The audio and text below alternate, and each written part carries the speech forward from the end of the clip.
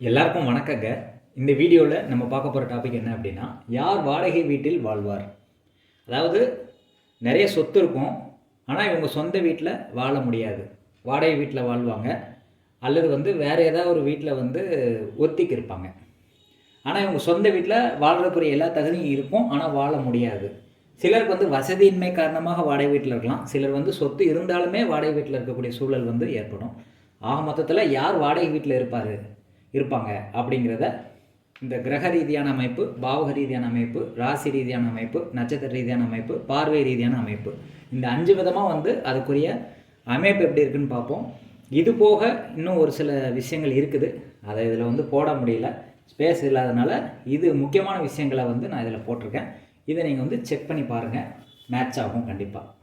அப்போ கிரக ரீதியாக பார்க்கும்போது செவ்வாயும் சுக்கிரனையும் பார்க்குறோம்.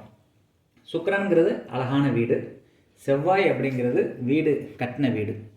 அப்போ ஒரு நிலம், வீடு எல்லாத்தையுமே குறிக்கிறது செவ்வாய் சுக்கிரன் தான். புரியுதா உங்களுக்கு?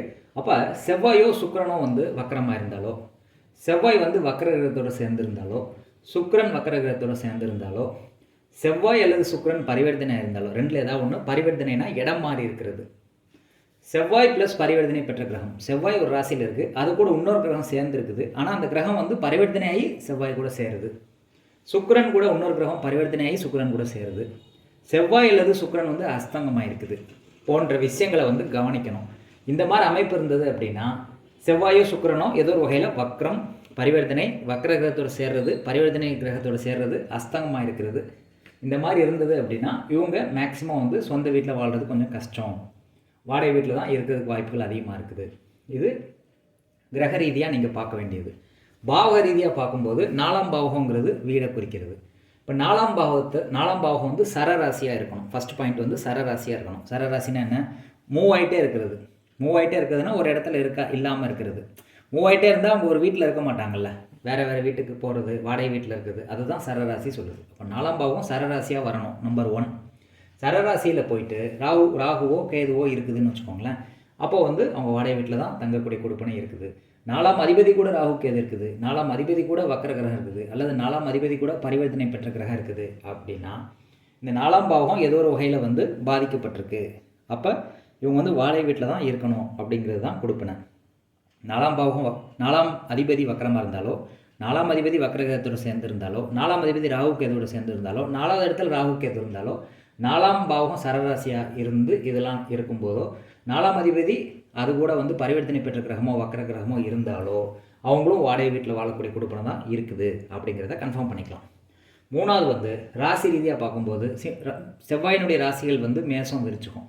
அப்போ மேச ராசியிலையோ விருச்சிக ராசியிலையோ ராகு கேதுவோ வக்கர கிரகமோ பரிவர்த்தனை பெற்ற கிரகமோ இருந்தாலும் அந்த பாதிப்பு வரும். என்ன பாதிப்பு? வாடகை வீட்டில் இருக்கக்கூடிய சூழல் ஏற்படும், சொந்த வீட்டில் இருக்க முடியாது. மேச ராசியிலையோ விருச்சிக ராசியிலையோ வக்கர கிரகமோ பரிவர்த்தனை பெற்ற கிரகமோ இருந்தால், அல்லது ராகு கேது இருந்தால். அடுத்து நட்சத்திர ரீதியாக பார்க்கும்போது செவ்வாய் இல்லைன்னா 4ஆம் அதிபதி நட்சத்திர பரிவர்த்தனை இருக்குதுன்னு வச்சுக்கோங்களேன். செவ்வாய் அப்படிங்கிறது ஒரு கிரகம், 4ஆம் அதிபதி ஒரு புதனாக வராருன்னு வச்சுக்கோங்களேன். இப்போ செவ்வாய் 4ஆம் அதிபதி ரெண்டுமே நட்சத்திர பரிவர்த்தனை ஆச்சு அப்படின்னாலும் இவங்க வாடகை வீட்டில் இருக்கக்கூடிய சூழல் ஏற்படும். அடுத்து செவ்வாய் அல்லது 4ஆம் அதிபதி ப்ளஸ் மாரகாதிபதி பரிவர்த்தனை இருக்குதுன்னு வச்சுக்கோங்களேன். 4ஆம் அதிபதியோ மாரகாதிபதியோ பரிவர்த்தனை இருந்துச்சுனாலும், பரிவர்த்தனைங்கிறது ஒரு இடத்த விட்டு ஒரு இடத்துக்கு போகிறது. அப்போ அது நிலையாக ஒரு இடத்துல இருக்க விடாது, அந்த வீட்டில் ரொம்ப காலம் வாழ முடியாது. அதனால தான் வாடகை வீட்டில் இருக்கிறதுக்கு சூழல் வரும்னு சொல்கிறேன். மெயினாக நீங்கள் கவனிக்க வேண்டியது சரராசியாக இருக்கான்னு பார்க்கணும். 4ஆவது வீடு சரராசியாக இருக்கிறது ரொம்ப முக்கியம். செவ்வாய் சரராசியில் இருக்கான்னு பார்க்கணும்.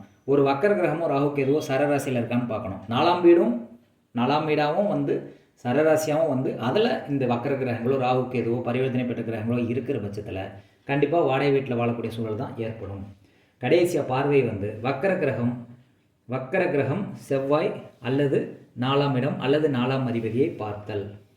ஒரு வக்கர கிரகம் செவ்வாயை பார்த்தாலோ, 4ஆம் இடத்தை பார்த்தாலோ, 4ஆம் அதிபதியை பார்த்தாலோ அது சரராசியாக இருக்கணும். 4ஆம் இடம் ஃபஸ்ட்டு சரராசியாக இருக்கணும், அது ரொம்ப முக்கியம். எப்பயுமே இது டோட்டல் கான்செப்ட்லேயே செவ்வாய் சரராசியில் இருக்கணும், 4ஆம் அதிபதி சரராசியில் இருக்கணும், ராகு கேது சரராசியில் இருக்கணும், வக்கர கிரகம் சரராசியில் இருக்கணும். சரராசியில் ஏதோ ஒரு கிரகம் இருக்குது, வக்கரம் பெற்ற கிரகம், பரிவர்த்தனை பெற்ற கிரகம், அஸ்தங்கம் பெற்ற கிரகம், இது எல்லா கிரகமுமே வந்து சரராசியில் இருக்க பட்சத்தில் தான் இந்த இது வந்து வேலை செய்யுங்கிறத நீங்கள் மறந்துடக்கூடாது. டோட்டல் கான்செப்டில் அது சொல்ல மறந்துட்டேன் நான். சரராசியில் இந்த நிகழ்வு நடக்கணும். 4வது வீடு சரராசியாக இருந்தாலோ, 4ஆம் அதிபதி சரராசியில் இருந்தாலோ, செவ்வாய் சரராசியில் இருந்தாலோ, ராகு கேது சரராசியில் இருந்தாலோ அவங்க வந்து வாடகை வீட்டில் இருப்பாங்க அப்படிங்கிற மாதிரி நம்ம சொல்லலாம். அப்போ எல்லாமே வந்து சரராசியை பேஸ் பண்ணி தான் இருக்குது. சரராசியில் இந்த கிரகங்கள் நிற்கும் போதோ, பார்க்கும்போதோ, சேரும்போதோ அவங்க வாடகை வீட்டில் போகிறதுக்குரிய வாய்ப்புகள் வந்து ஏற்படும். சொந்த வீட்டில் இருக்க முடியாது. இதை நீங்கள் வந்து செக் பண்ணி பார்த்துக்கோங்க. நன்றி, வணக்கம்.